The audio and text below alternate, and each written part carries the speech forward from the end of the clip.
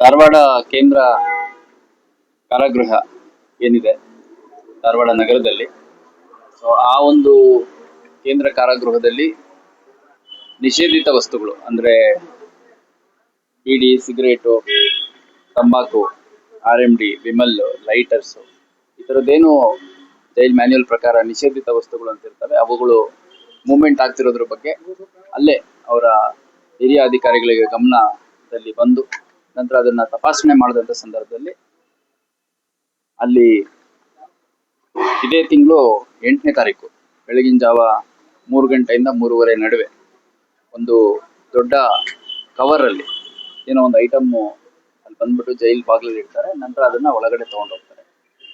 ಅದ ನಂತರ ಈ ರೀತಿ ಮಾಹಿತಿ ಬಂದ ನಂತರ ಅಲ್ಲಿ ಆಂತರಿಕವಾಗಿ ವಿಚಾರಣೆಯನ್ನ ಮಾಡಿಸ್ತಾರೆ. ವಿಚಾರಣೆ ಮಾಡಿದಂಥ ಸಂದರ್ಭದಲ್ಲಿ ನಿಷೇಧಿತ ವಸ್ತುಗಳ ಸಾಗಾಟ ಆಗಿರೋದ್ರ ಹಿನ್ನೆಲೆಯಲ್ಲಿ ಒಂದು ಕರ್ನಾಟಕ ಬಂದಿಖಾನೆ ಕಾಯ್ದೆ ಅಡಿಯಲ್ಲಿ ಒಂದು ಪ್ರಕರಣವನ್ನ ನಮಗೆ ಸಂಬಂಧಪಟ್ಟ ಮೇಲುಸ್ತುವಾರಿ ಅಧಿಕಾರಿಗಳು ಬಂದು ನೀಡ್ತಾರೆ. ಅದರ ಹಿನ್ನೆಲೆಯಲ್ಲಿ ನಾವು 23ನೇ ತಾರೀಕು ಇದೇ ತಿಂಗಳು ಒಂದು ಪ್ರಕರಣವನ್ನ ದಾಖಲು ಮಾಡ್ಕೊಂಡಿದ್ವಿ. ಪ್ರಕರಣ ದಾಖಲು ಮಾಡಿಕೊಂಡು ಮತ್ತೆ ತನಿಖೆ ಮುಂದುವರೆದಂಥ ಸಂದರ್ಭದಲ್ಲಿ ಜೈಲ್ನ ಅಥಾರಿಟೀಸ್ ಏನಿದ್ದಾರೆ ಅದರಲ್ಲಿ ಕೆಲವರು ಈ ಒಂದು ಕೃತ್ಯದಲ್ಲಿ ಭಾಗಿಯಾಗಿರುವಂಥದ್ದು ಕಂಡು ಬಂದಿದೆ. ಅದರ ಹಿನ್ನೆಲೆಯಲ್ಲಿ ಒಟ್ಟು 3 ಜನರನ್ನ ನಾವು ಈಗ ಅರೆಸ್ಟ್ ಮಾಡಿದ್ವಿ. ಅದರಲ್ಲಿ 2 ಜೈಲ್ ಅಧಿಕಾರಿಗಳಿದ್ದಾರೆ, ಒಬ್ರು ಆಟೋ ಡ್ರೈವರ್ ಇದ್ದಾರೆ. ಅಲ್ತಾಫ್ ಶೇಖ್ ಸನ್ನದಿ ಅಂತ ಅವನು ಜೈಲ್ ವಾರ್ಡನ್ ಇದ್ದಾನೆ. ಅದೇ ರೀತಿ ರಾಜು ಬಸಗೋಡ ಅನ್ನುವಂಥವನು ಆತ ಕೂಡ ಜೈಲ್ ವಾರ್ಡನ್ ಇದ್ದಾರೆ. ಇನ್ನೊಬ್ಬ ಆಟೋ ಡ್ರೈವರ್ ಮುನೀರ್ ಅಹಮದ್ ಬೆಟಗೇರಿ ಅಂತ.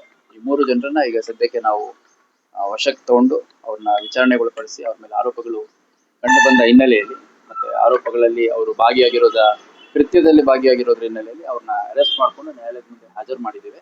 ಮತ್ತೆ ಹೆಚ್ಚುವರಿ ತನಿಖೆಗಾಗಿ ನಾವು ಪೊಲೀಸ್ ಕಸ್ಟಡಿ ತಗೊಂಡು ವಿಚಾರಣೆಗೆ ಒಳಪಡಿಸಿದ್ದೇವೆ. ಅದರ ಜೊತೆಗೆ ಈಗ ಒಟ್ಟು ಸುಮಾರು ಒಂದು 75,000 ಮೌಲ್ಯದ ತಂಬಾಕು, ಬೀಡಿ, ಸಿಗರೇಟು, RMD, ಲೈಟರ್ಸು, ವಿಮಲ್ಲು ಸೇರಿದಂತೆ ಇತರೆ ನಿಷೇಧಿತ ವಸ್ತುಗಳು, ಇದರಲ್ಲಿ ಯಾವುದೇ ಮಾದಕ ವಸ್ತುಗಳಿಲ್ಲ, ಅಂದ್ರೆ ಗಾಂಜಾ ಆ ಥರದ್ದು ಯಾವುದು, ಲಿಕ್ಕರ್ ಆ ಥರದ್ದಿಲ್ಲ. ಬೀಡಿ, ಸಿಗರೇಟು, ತಂಬಾಕು, ವಿಮಲ್ಲು ಮತ್ತೆ ಲೈಟರ್ಸು ಈ ಥರ ವಸ್ತುಗಳು ಟ್ರಾನ್ಸ್ಪೋರ್ಟ್ ಮಾಡಿರುವಂಥದ್ದು ನಮಗೆ ಕಂಡು ಬಂದಿದೆ.